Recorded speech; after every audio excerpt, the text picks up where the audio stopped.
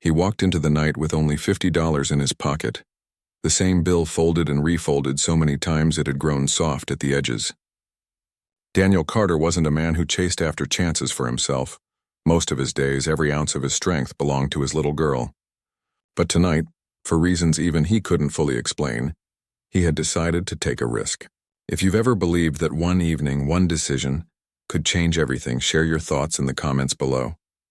And don't forget to subscribe for more stories that remind us how fragile hope can be and how powerful kindness truly is. The Boston air was sharp with winter, the kind that seeped through coats and tugged at collars.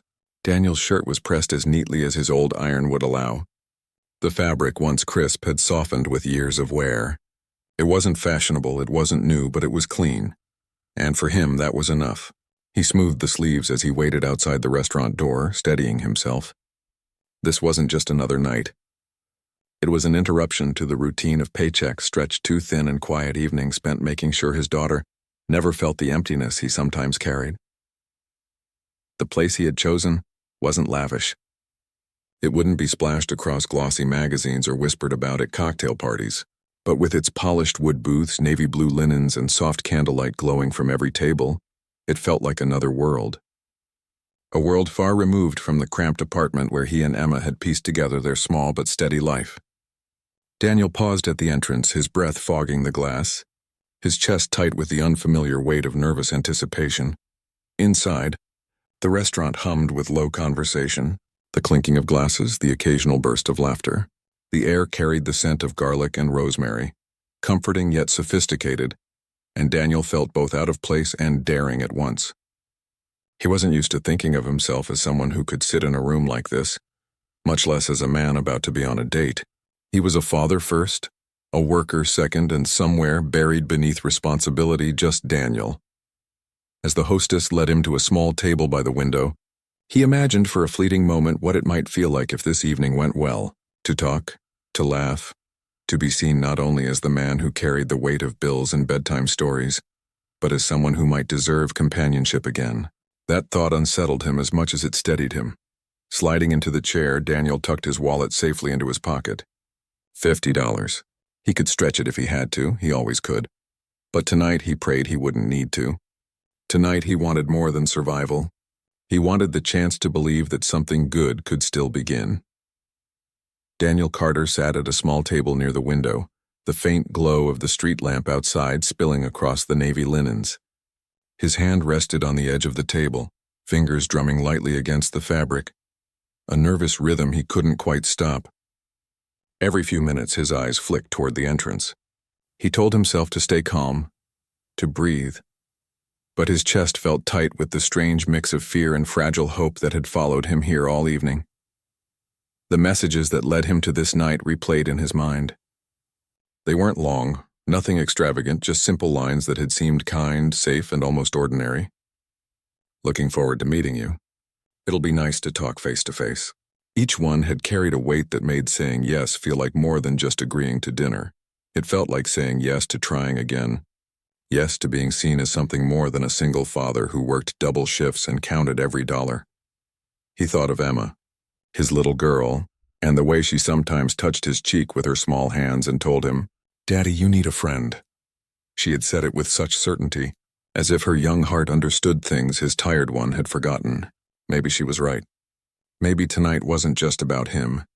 Maybe it was about showing her that life still had room for joy, for connection, even after loss. The restaurant around him buzzed with a steady hum. Silverware against porcelain, glasses clinking, conversations rising and fading. For everyone else, it was a Thursday night like any other.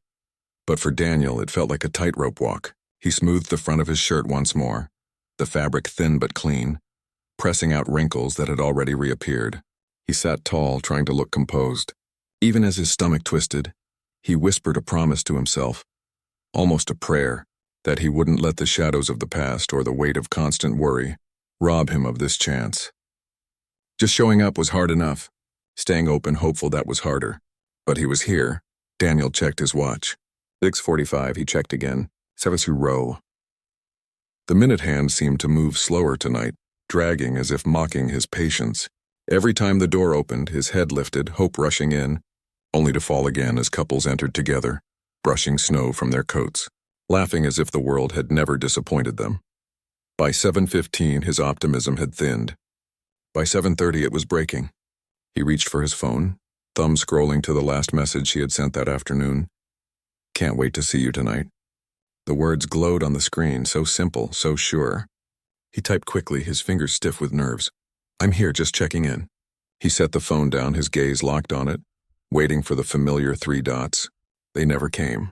The silence stretched. His heart sank deeper with every minute that passed. Then at last the phone buzzed. His chest leapt, hope pulling him upright. But when he read the message, the room seemed to tilt. "Wow, you actually went. I was just messing with you. Sorry, but you're not really my type. Not worth the Uber." A second message followed before he could even breathe. "You seem nice, but seriously? You thought I was actually coming?" Daniel's throat closed. He stared at the screen, the letters swimming before his eyes. It felt like the phone itself had betrayed him, holding up his humiliation in glowing light for the world to see. Heat crept up his neck, the kind of heat born not of anger but shame. Around him, life carried on untouched. Forks scraped plates. Soft music swelled from hidden speakers. Couples leaned toward one another with private smiles. He sat frozen, clutching his phone as though letting go would mean admitting it was real. A server paused at his table, polite smile steady. "Would you like to order something, sir?" Daniel's voice caught. "No, thank you. I'm still waiting," but he wasn't. He knew that now. The seat across from him would remain empty. He slid his wallet open under the table, staring at the folded bill inside, a single $50 note, the money he had promised himself he could spare just this once. It had been a risk, but one he'd thought might be worth it. Now it just felt like proof of his foolishness. He tucked the wallet back quickly, fingers trembling. He pulled the napkin across his lap, more for something to do than for manners. His chest ached, but he forced his shoulders back the same way he did whenever Emma asked if everything would be okay. He knew how to pretend even when no one was watching. Minutes trickled by. His glass of water was nearly empty, the cool liquid doing nothing to ease the hollow clawing in his stomach. He tightened his jaw, eyes fixed once more on the door as if sheer willpower might make her appear, though some part of him already knew she never would. Still, he stayed. Because giving up even on nothing felt like admitting too much.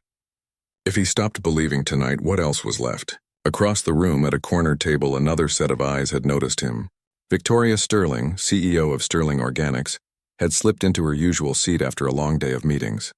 She often came here to exhale, to trade fluorescent boardroom lights for the soft glow of candles, to let the buzz of quiet conversations drown out spreadsheets and strategy decks. But tonight something different tugged her attention away from the wine glass at her elbow. Her gaze lingered on the man by the window. His shirt was plain but pressed with care. His posture was straight, almost too straight, as if he were holding himself together piece by piece. And his eyes, every few minutes, lifted toward the door with a hope so fragile it made her pause. She had seen confidence, ambition, arrogance. But hope? That was rare. Victoria tried to focus on the notes she had scribbled earlier in the day, a marketing pitch waiting for her attention. But her eyes drifted back again and again to the man seated by the window. Something in his stillness unsettled her. Not the kind of stillness that comes from contentment, but the kind that settles in when someone is holding themselves together with fraying threads. She saw the way his thumb hovered above his phone, as if willing it to light up, as if a message might change everything. She noticed the tightening of his jaw when it finally buzzed, the flicker of relief across his face, and the way that relief shattered an instant later. She didn't need to see the words. She had seen disappointment before, had felt it sting herself, and she knew the language it carved into the body. Daniel straightened his back, chin lifting just slightly, the way people do when they want to prove they aren't breaking, even as their heart crumbles quietly beneath the surface. She had seen countless men wear masks in boardrooms, hiding fear behind bravado, hiding desperation behind arrogance, but this was different. This wasn't performance. This was a man trying not to fall apart in public. Her wine sat untouched. The restaurant faded into a blur. She leaned back in her chair, torn between leaving him to his privacy and stepping into the silence that surrounded him. He wasn't asking for help. He wasn't even looking around for comfort. He was simply enduring. And that, more than anything, made her chest ache. Victoria had built her life on control. Control of outcomes, of meetings, of margins and futures. She made decisions that affected hundreds of employees without hesitation. But here, watching a stranger's quiet humiliation, she felt something she hadn't allowed herself in years. The sharp tug of empathy. Her eyes softened. His glass of water sat nearly empty. No plate before him, no sign of food. Only a napkin clutched too tightly in his lap. She recognized that look, though she had never worn it herself. The look of someone debating whether to stay or to walk away. Whether hope was worth the ache it carried, and then, before she had fully reasoned through it, her hand lifted. She caught the eye of a server, beckoning him with a tilt of her chin. The decision wasn't calculated, wasn't planned. It rose from somewhere deeper, quieter. A place she hadn't listened to in years. When the server leaned in, she spoke low, sliding her card across the tray before he could even nod. "A plate of your pasta, the house favorite, and a sparkling lemonade. Charge it now." Deliver it to the man by the window. The server hesitated only a heartbeat, then nodded, his eyes flicking with recognition of the gravity in her tone. He whisked away the card, leaving Victoria with her glass of wine, her pulse thudding louder than it had all day. Daniel didn't notice her. Not yet. His gaze was fixed somewhere far away, caught between the glowing phone screen and the weight of the room. He didn't see the plate arrive until the server placed it gently before him, steam rising in fragrant curls. Daniel blinked, startled. He shook his head slightly, confusion written across his face.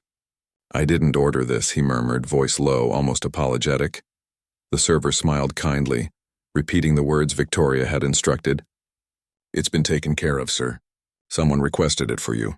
The bill is already settled." Daniel froze. The napkin slipped from his lap onto the floor, forgotten. Suspicion surged through him before gratitude could even form. His eyes darted around the room, scanning faces, searching for smirks, for laughter waiting to erupt at his expense. Was this another trick? Another cruel reminder that the world could be merciless? His hand hovered near the plate, hesitant as though touching it might confirm he was a fool again. His throat worked as he swallowed hard, and then her voice reached him. "It's not charity," Victoria said softly from behind. Her words, even, steady, meant only for him. "It's a reminder. You deserve to eat even if the world tries to tell you otherwise." Daniel turned, startled, his eyes locking onto hers for the first time. She stood a few feet away, elegant blazer framing her shoulders, hair pinned with effortless grace. But it wasn't her clothes or her posture that struck him. It was her gaze. Calm, direct. No trace of pity. No trace of superiority. Just presence. His voice caught, uncertain. He shook his head. "No one's ever..." The words tangled before they could finish. He had been told to endure, to toughen up, to keep moving. Never that he deserved something as simple as a meal. Victoria stepped closer, her hand brushing the back of the chair across from him. "May I?" she asked. Her tone carried the weight of someone who didn't ask lightly. Daniel hesitated but nodded, still dazed, still trying to piece together the reality of what was unfolding. She pulled the chair back and sat, setting her wine glass down. For a moment neither spoke. The only sound was the soft fizz of the lemonade and the low hum of the restaurant continuing around them. Daniel's hand hovered above the fork, trembling slightly. Accepting the food meant accepting her kindness, and he wasn't sure he knew how. "You didn't have to," he said finally, his voice quiet, rough with the effort of holding himself steady. "I know," Victoria replied, her gaze unwavering. "That's why it matters." The words settled between them like stones in water, rippling outward, deeper than the silence that followed. Daniel looked down at the pasta, steam curling upward, rich and warm. His stomach twisted, but it wasn't hunger that brought the ache. It was something harder, sharper, the memory of being invisible for too long. He lifted the fork slowly, cautiously, as though testing whether this was real. The first bite broke something open. It wasn't just food. It was dignity served on a plate. He swallowed, then raised his eyes to hers, his voice unsteady. "No one's ever said that to me before."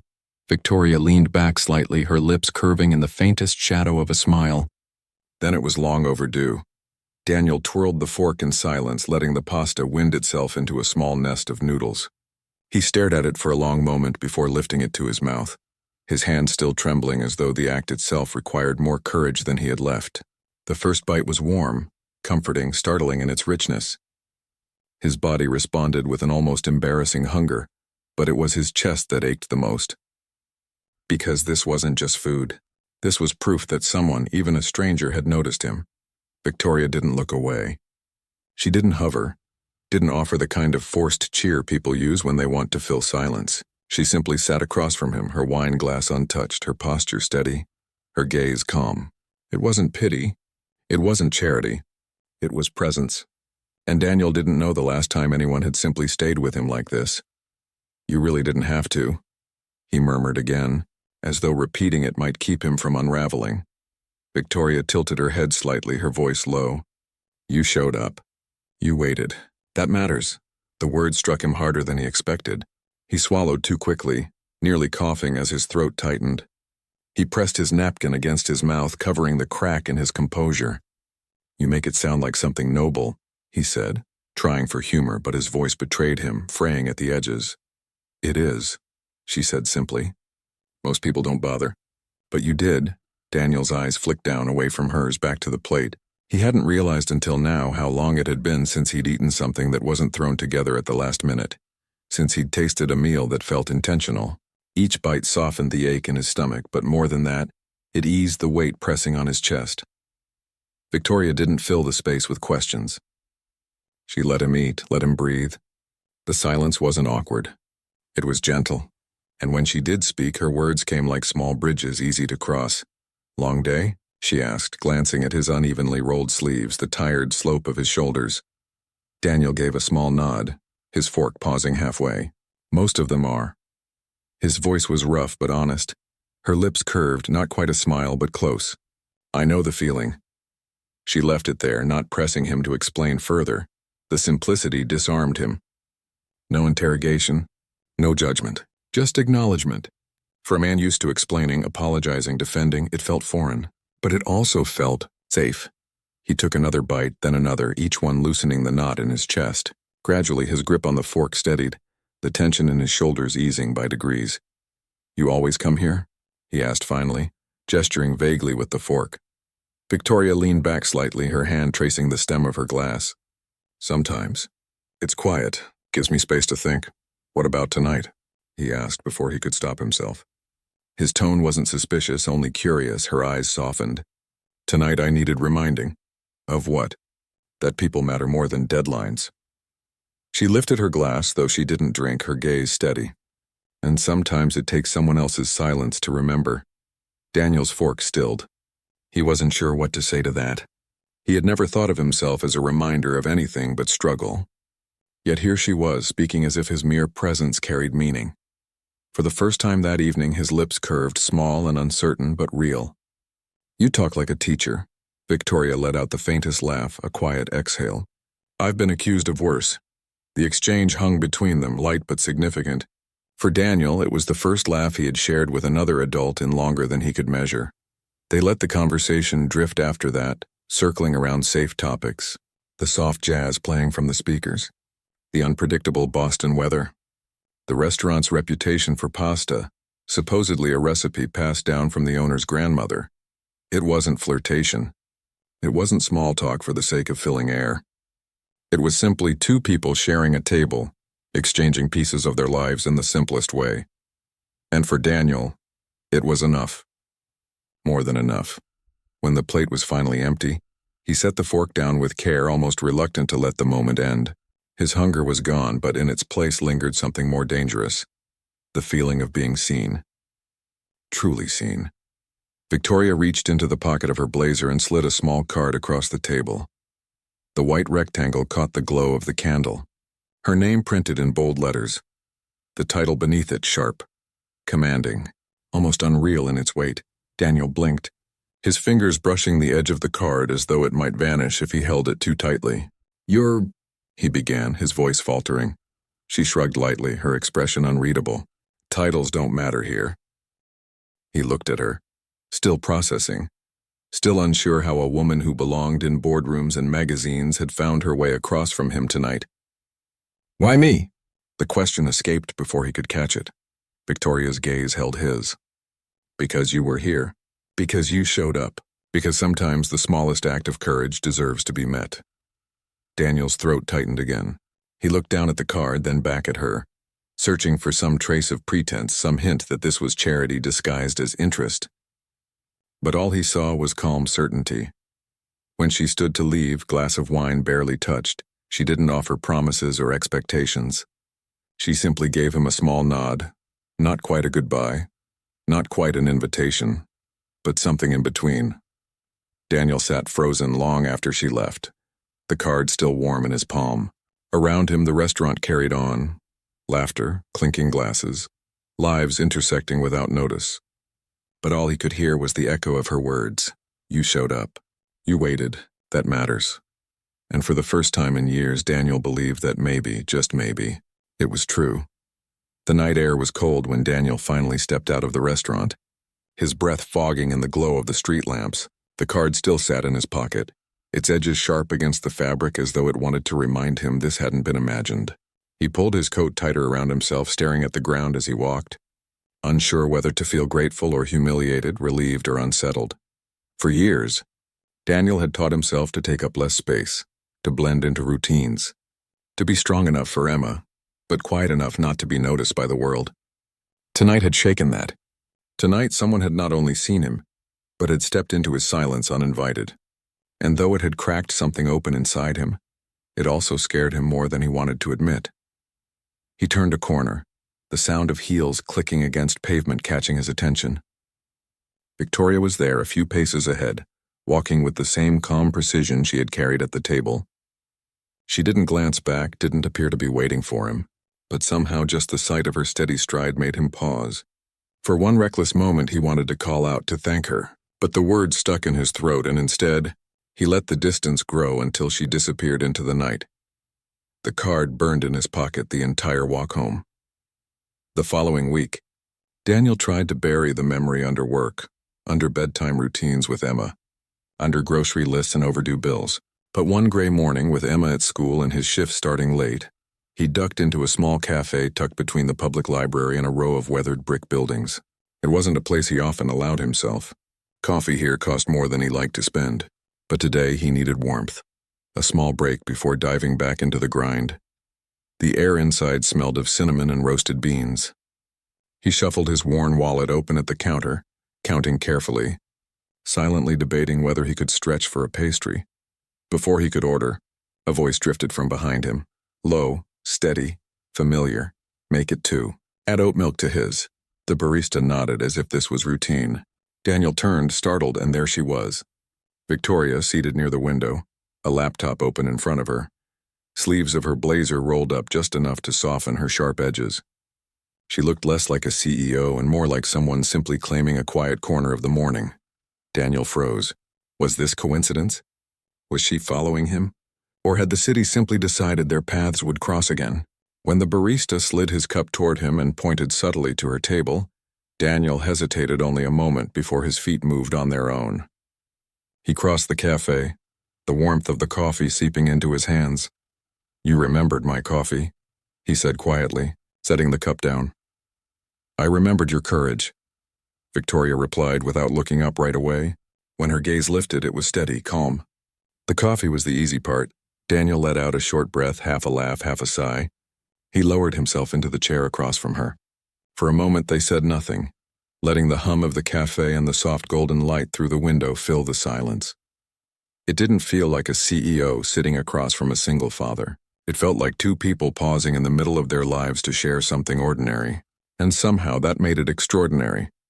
Victoria broke the silence first, a faint smile tugging at her lips. You know, last month my team launched a product with a slogan that made it sound like we were selling chewing gum for toddlers. The internet roasted us for weeks. Daniel blinked, surprised, then laughed, a sound that burst out before he could stop it. That sounds like something Emma's teacher would complain about. Victoria chuckled, shaking her head. My board still won't let me live it down. Sometimes failure follows you longer than success does. She said it with such ease, without arrogance, without self-pity, that Daniel felt his shoulders loosen. Here was a woman whose name was printed on glossy reports, whose company logo appeared in grocery stores. And she was laughing at herself with the same honesty he tried to teach Emma about mistakes. The weight that had sat in his chest all week eased, little by little. She wasn't interrogating him. She wasn't asking him to prove himself. She was just talking, sharing space.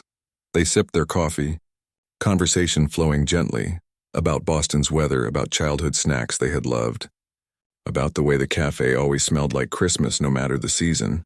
It wasn't flirtation. It wasn't obligation. It was simply human. When Daniel finally stood to leave, he expected her to hand him another card, to make the moment heavier with obligation.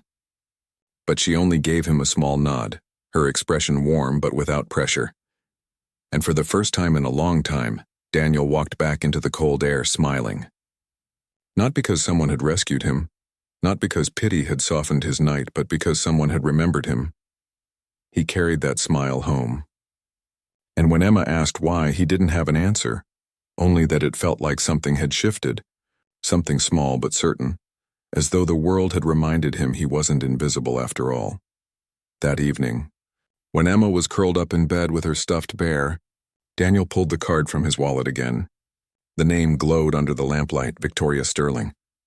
He traced the letters with his thumb, his heart torn between disbelief and a fragile, unfamiliar hope. He tucked it back, careful not to bend it. He didn't know where this was going or if it was going anywhere at all. But for the first time in years, he let himself believe that maybe, just maybe, showing up hadn't been for nothing. A week passed before Daniel saw her again. He hadn't expected to, hadn't dared to imagine it, but the message on his phone came late one evening, simple and unpolished. Thought this might interest you. No pressure. Attached was a digital pass to a workshop on early childhood nutrition, hosted by Sterling Organics. Daniel stared at the screen for a long time. Emma asleep in the next room, her steady breathing filling the small apartment. He wasn't a doctor. He wasn't a professional. He was just a father who had learned to stretch $1 into a meal. Still, the invitation carried no demand, only possibility. And so, for reasons he couldn't explain even to himself, he went. The conference room was filled with pediatricians, dietitians, young mothers scribbling notes. Daniel sat near the back, his posture uncertain at first. But as the slides filled the screen, he leaned in. Charts about preservatives, allergy risks, labels written in language parents could barely understand. He felt his hand lift before his brain caught up. What about single parents who don't have time to cook everything fresh? His voice carried across the room, steady though his palms dampened with nerves. Sometimes you're choosing between frozen dinners or nothing. What should we look for when both time and money are against us? The speaker paused, then smiled. That's a very good question. Heads turned. Pens hovered. Daniel sank back into his chair, heat crawling up his neck, but the man at the podium launched into an answer, weaving Daniel's question into the heart of his lecture. And later, when Daniel pointed out an inconsistency on one of the sample boxes, the speaker stopped mid-sentence. Sharp observation, he admitted. Murmurs of agreement rippled through the audience. Daniel sat stunned, fingers tightening around his pen. From the side of the room, Victoria watched. She didn't interfere, didn't announce herself, but her eyes never left him. She had seen ambitious interns asking clever questions. She had seen professionals debate points for the sake of pride. But this was something different. A man who spoke because it mattered. A father who couldn't afford not to ask. And the honesty of it pierced through the sterile polish of the room. Afterward, Daniel slipped out quickly, avoiding clusters of people trading business cards. He had none to give. He had only Emma waiting for him at the library down the block. The library smelled of polished wood and old paper, quiet but alive with whispers and turning pages. Emma sat cross-legged in the children's corner, a book spread across her lap. When she saw him, she bounded into his arms, her small body fitting neatly against his chest. Victoria had followed, though she lingered at the door, unsure if she belonged in this sacred corner of their lives. Emma noticed her first. She peeked shyly from behind her father's shoulder, wide eyes studying the elegant woman. Then, to Daniel's shock, she slipped down and patted over, tugging at Victoria's coat with tiny fingers. "She smells like Mommy," Emma whispered, voice small but sure. The air stilled. Daniel's heart lurched painfully, his throat closing. He turned to Victoria, apology already forming, but her expression had softened into something he hadn't seen before, something unguarded. She crouched slowly, lowering herself until her gaze met Emma's. "That's a big compliment," she said gently. "Your mommy must have smelled like kindness." Emma nodded solemnly, satisfied, before skipping back to her books. Daniel's eyes shone with unshed tears. "She doesn't usually say things like that." Victoria looked at him, then really looked, and what she saw was not just a man who had been abandoned at a dinner table, but a father who had held everything together with bare hands, refusing to break for his daughter's sake. Something shifted between them in that moment. Quietly, irrevocably. It began with small things after that. A text asking for his opinion on a product label, a quick stop by his apartment when daycare closed early and he was stuck at work, coloring books for Emma, coffee at the corner cafe, little things that became rhythm. One night that rhythm deepened. Emma had a fever, her small body curled on the couch. Daniel hovered, torn between the soup on the stove and the worry eating at his chest. A knock at the door startled him. When he opened it, Victoria stepped inside without ceremony, kneeling beside Emma with a folded cloth she'd soaked in lavender. She pressed it to the child's brow, humming softly. Daniel froze. He knew that tune. His late wife had sung it countless nights. The sound cracked something inside him, tears spilling before he could stop them. "You couldn't have known," he whispered. Victoria shook her head, her own eyes wet but steady. "I didn't have to. Some things just find their way back." The silence that followed was full, of loss, of memory, of something new weaving its way between them. From that night, their lives intertwined more naturally. Emma expected her at story time. Daniel leaned on her when shifts stretched long. Victoria, used to boardrooms and deadlines, found herself measuring days by small ordinary joys. A child's laughter, a father's tired smile. And though no one spoke the word aloud, it was clear they were becoming something resembling a family. Then came the letter. A plain white envelope, its weight heavy in Daniel's hand. A scholarship. A year-long program in Oregon. The kind of opportunity he had never imagined for himself. Pride surged, but fear followed, because opportunity often meant sacrifice, and this one meant distance. For 3 days he carried the letter in his pocket, corners softening under his thumb. Finally, at the park, he told them, "I got the scholarship," he said, voice tight. "It's in Oregon. A year away." Victoria's brows lifted, then softened into a proud smile. "That's incredible." Daniel shook his head. "I don't want you to think I'm walking away.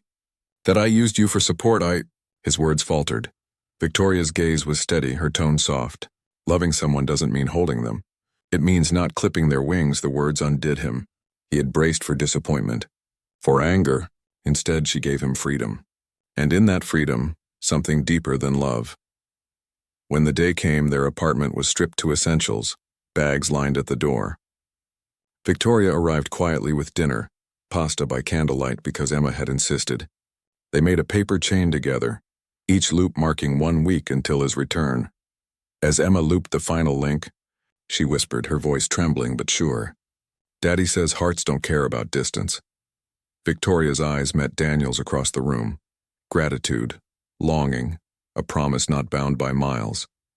And when the door closed behind him, he carried their voices with him. Proof that even the smallest act of kindness once offered could grow into something that outlasted distance, time, and fear. A year later, Boston felt like a different city to Daniel. The streets that once pressed heavy with doubt now carried him forward with purpose. He walked through the polished glass doors of a community health clinic, his new badge clipped neatly to his chest. Daniel Carter, certified nutrition specialist. The words felt like a promise kept, not only to himself but to Emma. Long nights of study. Early mornings balancing work and parenting. The quiet encouragement of someone who believed in him when he barely believed in himself. All of it had led here. And yet, even with the pride swelling in his chest, his heart carried an ache for what he had left behind. That ache didn't last long. On his desk that very morning, an envelope awaited him.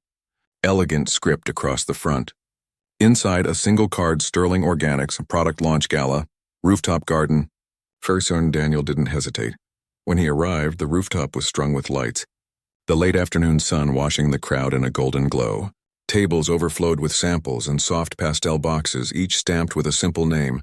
Her first spoon. On every package, a silhouette of a mother cradling her child. Beneath it, the tagline, "For the families who sacrifice to feed hope." Daniel's throat tightened. At the podium, Victoria stood poised, her navy dress catching the light, her voice carrying not only authority but warmth. She spoke of nourishment, of dignity, of second chances. She spoke of families who deserved more than survival.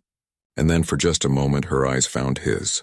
The noise of the crowd faded until it was just the two of them, bound by that quiet recognition.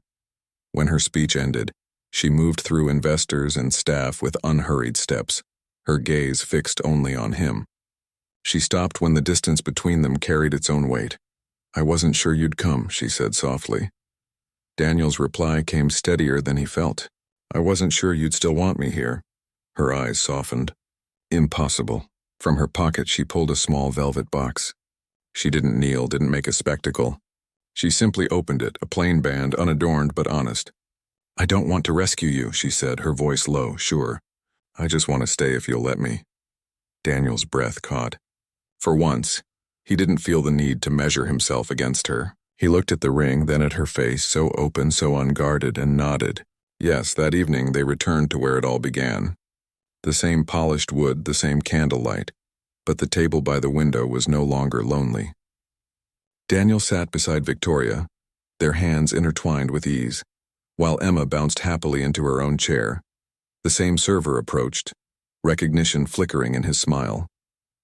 Daniel chuckled softly as Victoria leaned close, whispering, "Order whatever you want tonight. We eat for the man who once waited and the little girl who believed." Emma giggled, tugging a folded paper from her backpack. She spread it across the table proudly, a drawing of 3 stick figures under a roof with a bright yellow door. "This is us," she said. "Daddy, Mommy, and me." Daniel's vision blurred as he looked at the drawing, then at the 2 faces before him. A year ago, he had walked into this place with nothing but $50 and a fragile hope. Now he sat with everything he had ever needed: love, family, and a future that no longer felt out of reach. Candlelight flickered. Laughter swelled around them. And for the first time in years, Daniel allowed himself to believe without reservation. Not a rescue, not a fairy tale, just a quiet miracle. 3 chairs, 1 table. The beginning of a life they would build together. If this story touched your heart, I'd love to hear your thoughts. Have you ever experienced a moment when kindness changed everything? Share it in the comments. I read every single one. And if you'd like more stories that remind us of hope, love, and second chances, make sure to subscribe and turn on notifications. Your support means the world to me, and it helps me bring more of these heartfelt tales to you. Thank you for being here. And remember, sometimes just showing up can change a life.